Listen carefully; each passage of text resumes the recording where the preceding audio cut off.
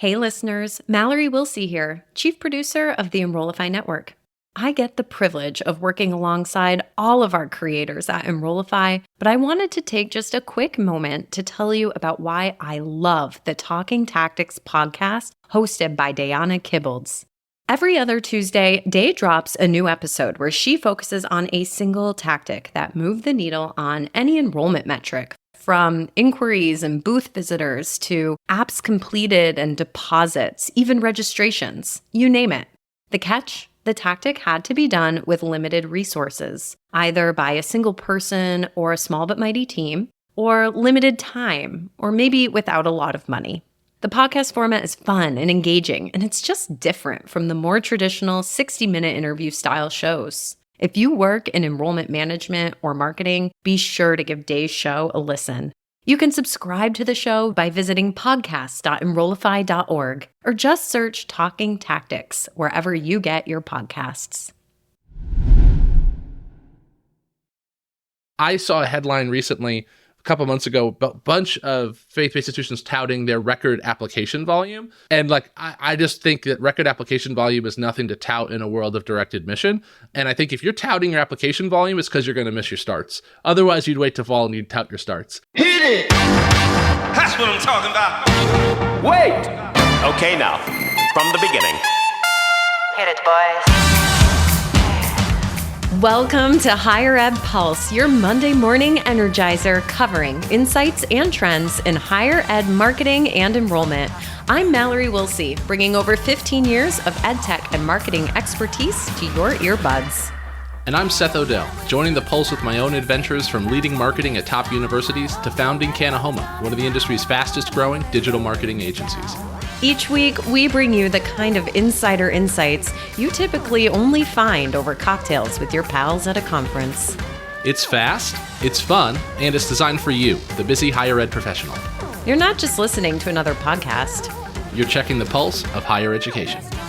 Higher Ed Pulse is part of the Enrollify Network, a robust collection of podcasts designed to help higher ed professionals like you grow. Explore our other shows at enrollify.org.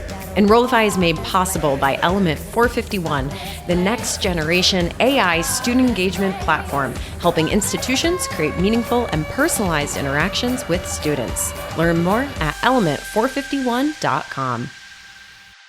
And welcome back to the Higher Ed Pulse. So great to be here, Seth. I'm sad that I'm looking at you through the camera on my laptop today and not tucked away in a hall at the ASU GSV Summit. How you doing? I know.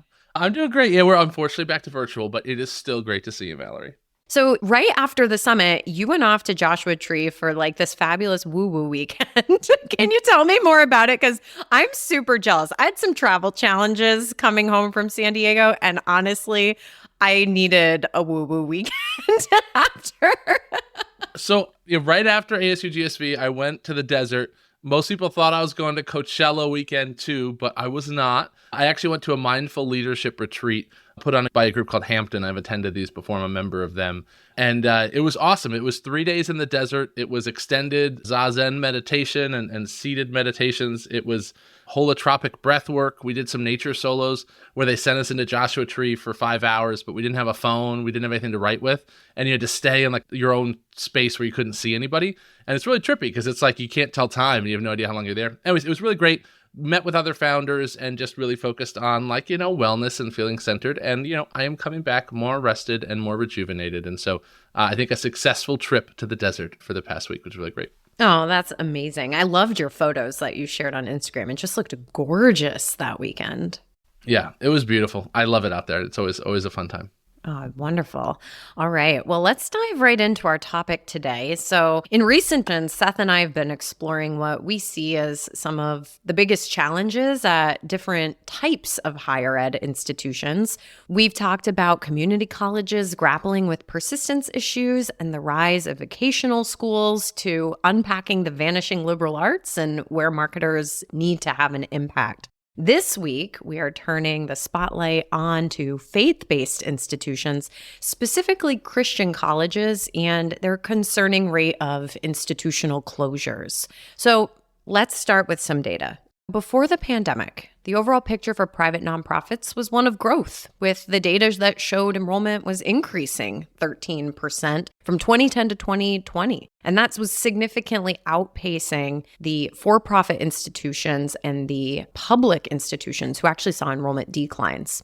Faith-based schools were experiencing a 1.4% decrease in total enrollment during those 10 years, but pre-pandemic, faith-based schools were also closing at a slower rate. So industry-wide, the school closure rate was 14.4%, but faith-based schools were only closing at 3.3%. Now, post-pandemic, everything has changed, and this is exactly why we're talking about this today. These faith-based schools are truly at a crossroads. They make up a quarter of U.S. higher ed institutions, but they have bared the brunt of over 40% of closures since the pandemic began. And the struggles that these Christian schools are facing, like, they don't exist in a vacuum. Like, they reflect a lot of broader trends, some things that we've brought up on some of these past institution-focused episodes, like some factors around institutional financial health and decision-making, macro factors around the economy. But faith-based schools are struggling with some additional challenges, like just a general national shift away from religious affiliation.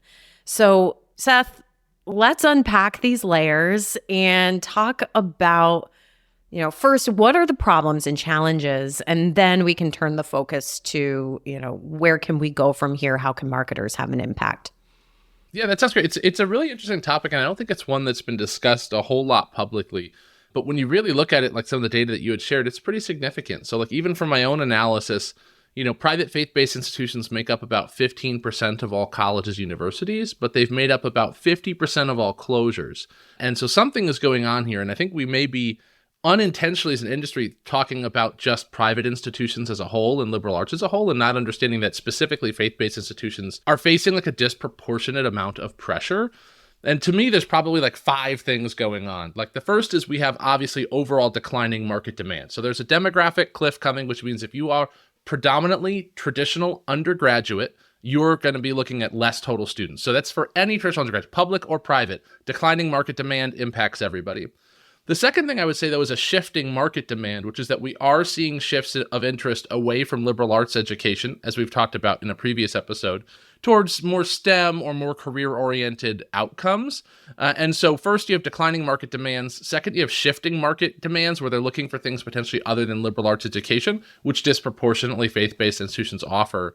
The third is we're seeing increased price pressure. So this is an impact on the privates, not the publics, which is that, the market is increasingly price sensitive and looking for lower cost options. And so that's where we're seeing that publics are doing a better job of navigating enrollment challenges.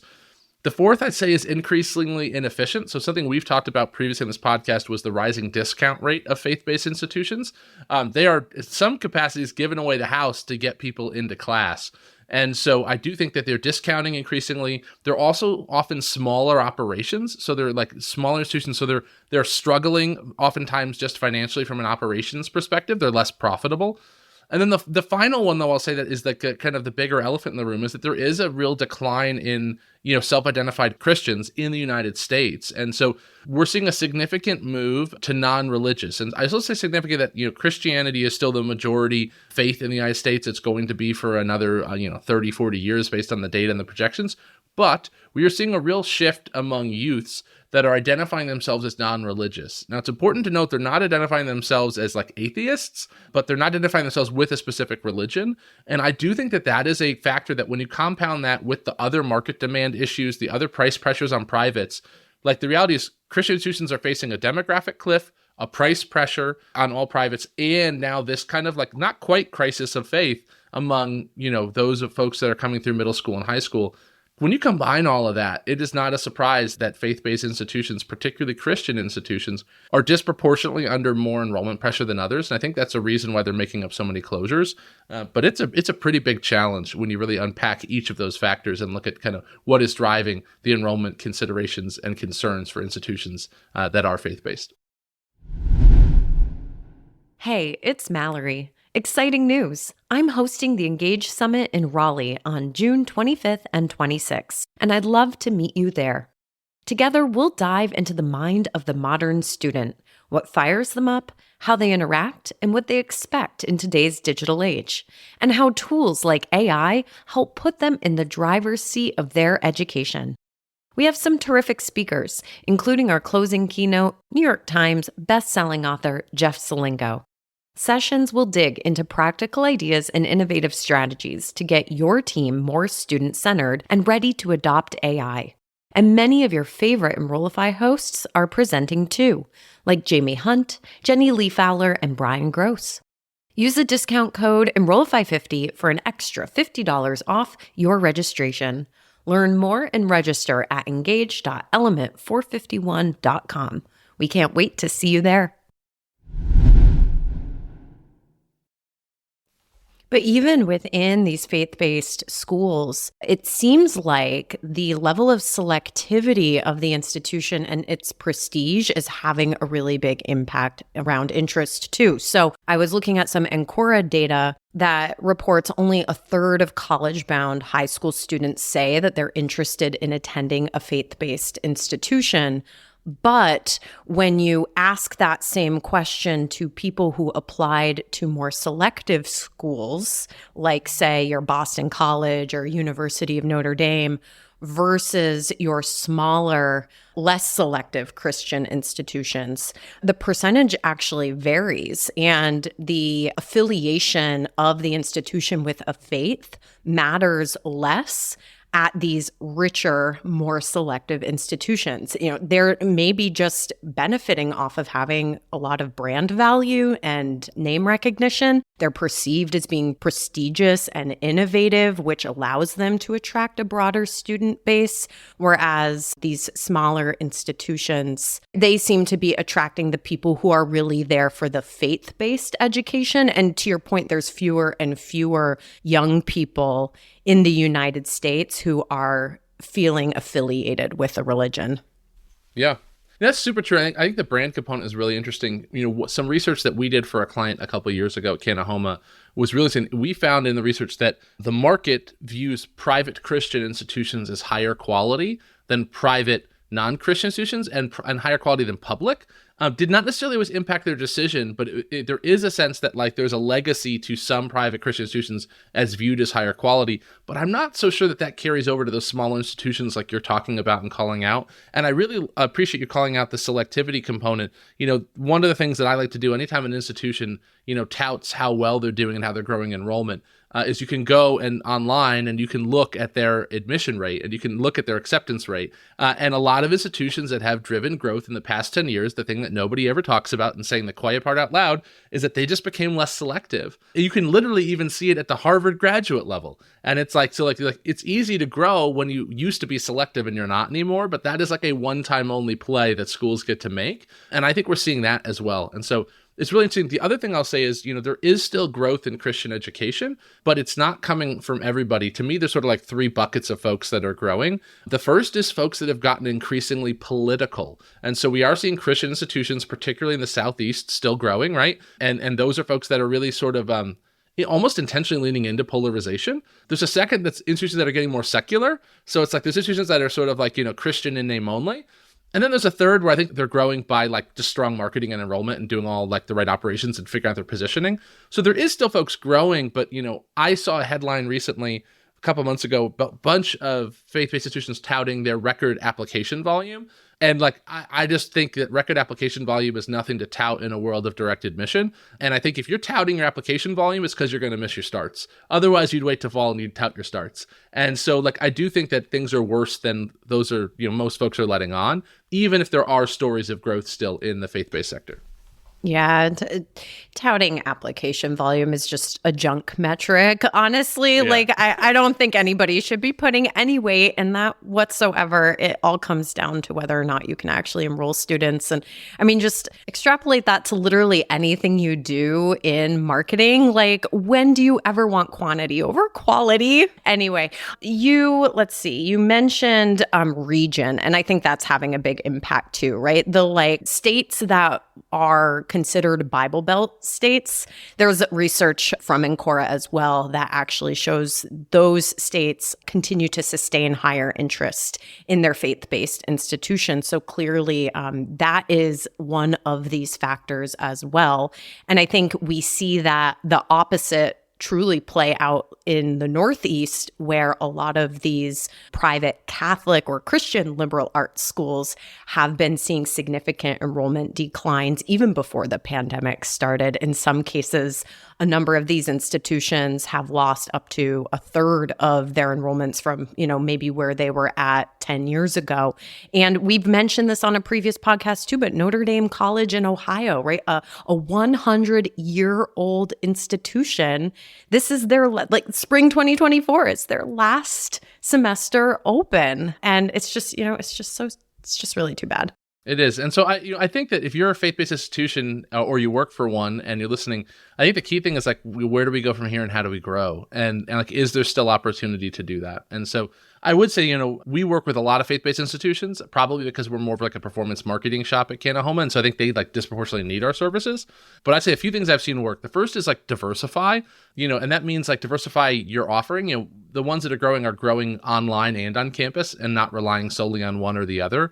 The second, though, I think is you have to differentiate beyond being Christian. The biggest mistake in this space, I think, as a marketer, is institutions that position themselves as a Christian institution. And being a Christian institution is not a position. You need to be demonstrably more differentiated than that. And you need to understand, what are the unique components of your faith and your worldview, and what also beyond faith is a component of the classroom and the overall community experience. You got to hold the line on discounting, and maybe not discount quite so much. Increase operations. And then finally, I'd say is really understand your audience. I had a great conversation with one president recently where he talked about we need to understand who we are, meaning that they do ask their faculty and their staff to sign faith statements. He's we also need to understand who we're teaching, and that we're not always teaching who is teaching them, meaning are we open to students of different backgrounds? How do we want campus to be? And so I just think that there's a little bit of a look in the mirror moment for faith-based institutions. I don't know that's fully happening, but that I think needs to happen for them to figure out ways to grow. The market's just going to only get more crowded, more complicated, and it seems disproportionately private faith-based institutions are going to bear the brunt of what's to come. Yeah, it's finding the themes that are maybe very core to that institution that can transcend to someone who is not affiliated with that religion. So I think about my alma mater, a Catholic institution, a community. It was always such a core component of that experience and culture.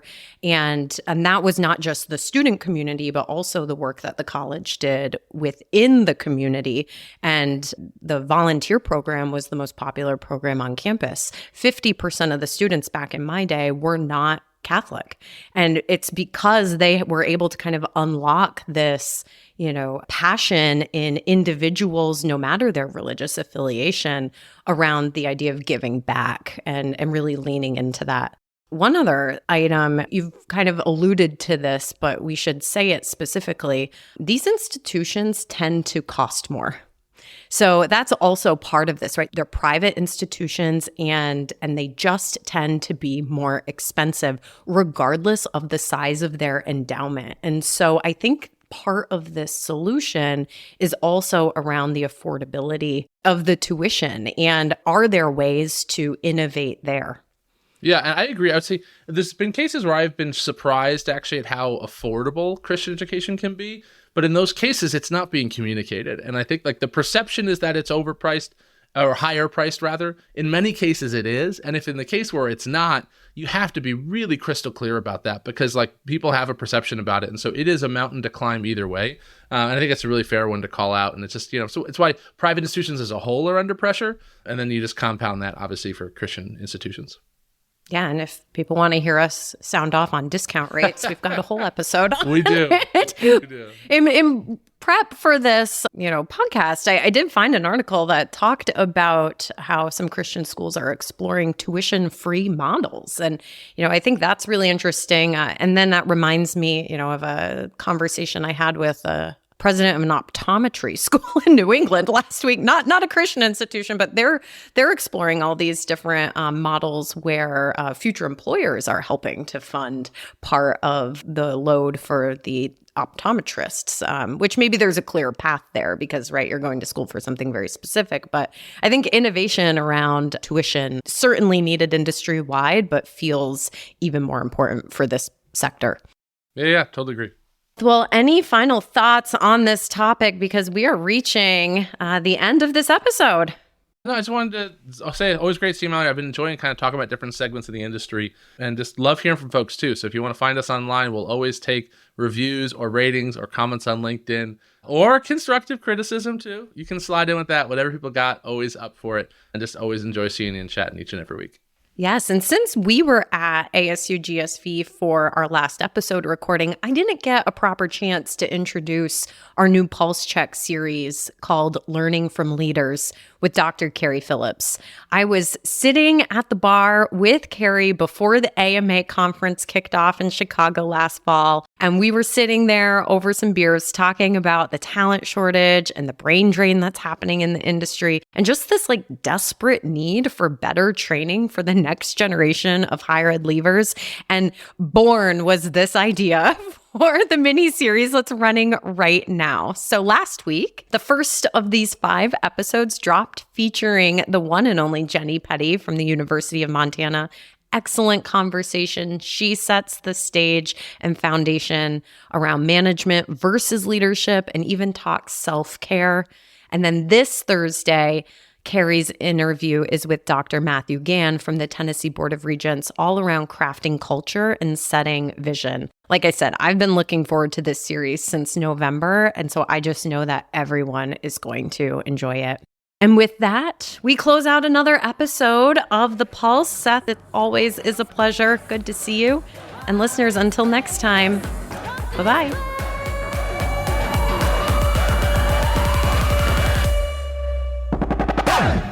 The Higher Ed Pulse is part of the Enrollify Podcast Network. If you like this podcast, chances are you'll like other Enrollify shows too. Our podcast network is growing by the month, and we've got a plethora of marketing, enrollment, and higher ed technology shows that are jam-packed with stories, ideas, and frameworks, all designed to empower you to be a better higher ed professional. Our show helps higher ed marketers and admission pros find their next big idea and features a selection of the industry's best as your hosts. Learn from Brian Gross, Eddie Francis, Jenny Lee Fowler, and so many of your favorite leaders in higher ed. Enrollify is made possible by Element 451, the next generation AI student engagement platform, helping institutions create meaningful and personalized interactions with students. Learn more at element451.com.